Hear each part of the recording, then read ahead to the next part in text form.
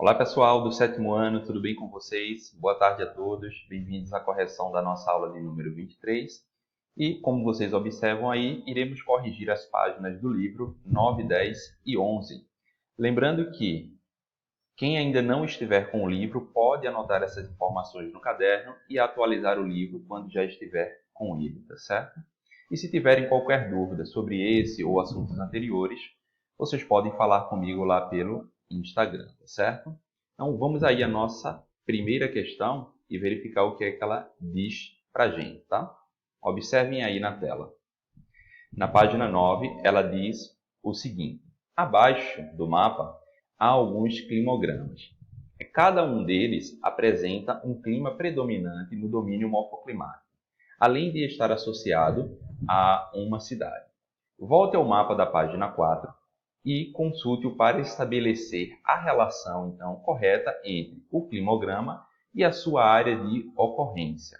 Acima do climograma, escreva o nome do clima e da cidade correspondente.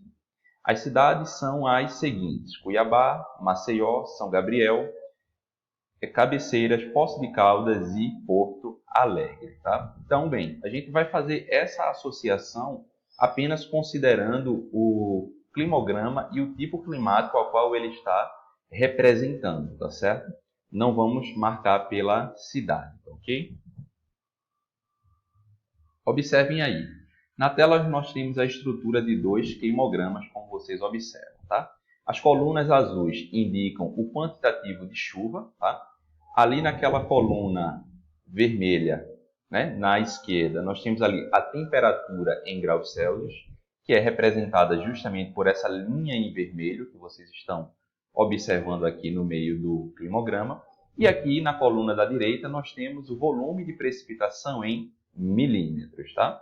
E aqui na parte de baixo, os números que vão de 1 a 12, eles representam os meses do ano.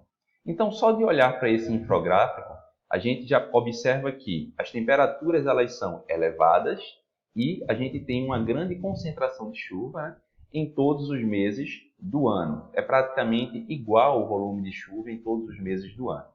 Então, isso é uma característica justamente do clima equatorial. Aqui no outro infográfico, a gente tem a mesma estrutura, tá? Mostrando aí mais uma vez. A gente observa aqui os meses que mais chove, né? Então, ali, a partir já do mês de abril até o mês de julho, tá? Ou seja, aí já no período que a gente identifica como período de inverno.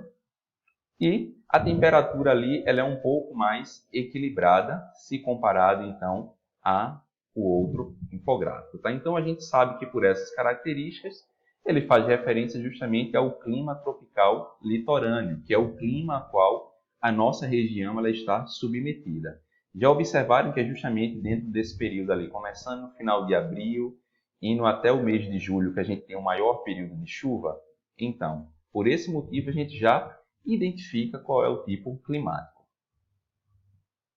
Mais dois infográficos. Esse aí já é um pouco diferente, né? A gente observa ali que durante o meio do ano, a partir de junho, julho e agosto, a gente tem uma menor disponibilidade de chuva, tá? As temperaturas elas são um pouco altas e a gente tem uma maior concentração de chuva nos meses que vão ali de novembro até março. Então, essas características são justamente do clima tropical. Então, toda aquela faixa central ali do território brasileiro que a gente tinha visto na aula passada, a maioria dos lugares vão apresentar características do clima tropical, principalmente naquela região ali centro-oeste do Brasil, certo?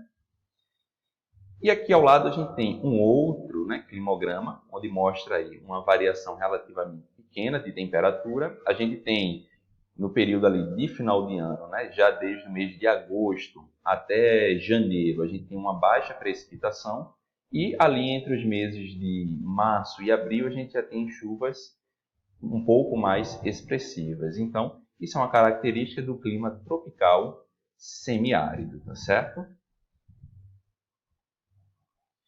Próximo, aí novamente a gente tem o período aí no meio do ano, né, com um baixo regime de chuvas e as chuvas se concentrando ali no período que vai de novembro até março, tá? As temperaturas apresentam umas baixas aí durante esse período, né, do meio do ano, e é uma característica justamente do clima tropical de altitude, que, como eu havia falado com vocês, o fator climático que vai predominar aí nessa região é justamente a altitude, tá? Devido a essa região ser de porções elevadas do relevo. E por último aqui a gente tem uma outra representação. Observem que o volume de chuva ele é bastante, né, equilibrado ao longo de todo o ano. A gente tem períodos onde a temperatura ela baixa um pouco mais, principalmente ali nos meses que vai entre maio e julho, e isso é uma característica típica do clima subtropical, tá? Que a gente tem na região sul do Brasil, tá? Principalmente no período ali de inverno, é que a gente percebe uma queda da temperatura naquela porção mais sul do nosso país. Bem, próxima questão, ela fala o seguinte: localize no mapa qual domínio morfoclimático abrange o estado onde você vive. Então, de acordo com o que a gente tinha visto na aula de hoje, né, e a localização dos domínios morfoclimáticos no mapa, a gente sabe que toda essa parte litorânea do território brasileiro, né, da faixa leste do território, predomina o domínio dos mares de morro. Ok?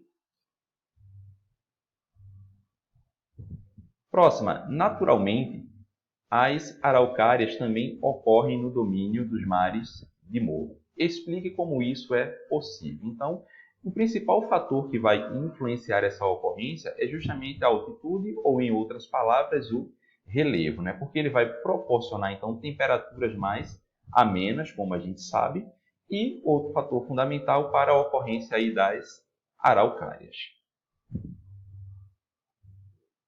Próximo, qual elemento físico natural é utilizado como critério para dar nome a esses domínios morfoclimáticos? Então aí vai depender um pouco. No caso das araucárias, o principal fator utilizado para dar esse nome é justamente o tipo de vegetação, como a gente tinha visto na aula de hoje. Já no caso dos mares de morros, o principal fator que vai dar nome a esse domínio morfoclimático é justamente o relevo, onde eu havia mostrado para vocês na aula que ele é todo ondulado, como se representasse realmente ondas, certo? Então, observem aí, tá ok? Próxima questão, ela fala o seguinte, ó. Volte aos climogramas da página 9, aqueles que a gente respondeu um pouco agora, anteriormente, e cite qual deles representa, né, o contexto relacionado ao trecho da música de Luiz Gonzaga. Então, esse trecho da música de Luiz Gonzaga, eu havia mostrado ele para vocês na aula de hoje, né? Quando a gente estava falando sobre os domínios morfoclimáticos e falamos justamente sobre a questão da caatinga, né?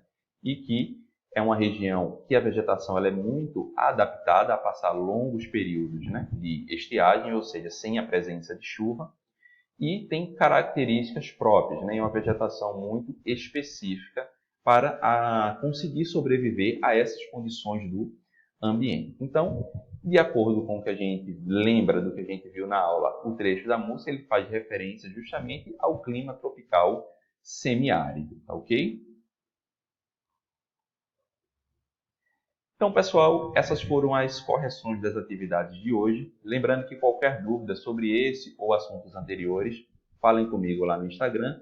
Lembrando que tem uma ficha disponível na escola para que vocês peguem. Quem tiver ficha em casa que já respondeu, lembrem de deixar na escola, porque ela vai ser corrigida. E quando forem na escola novamente, lembrem-se de pegar a ficha nova, tá certo? Tchau para vocês e até a próxima!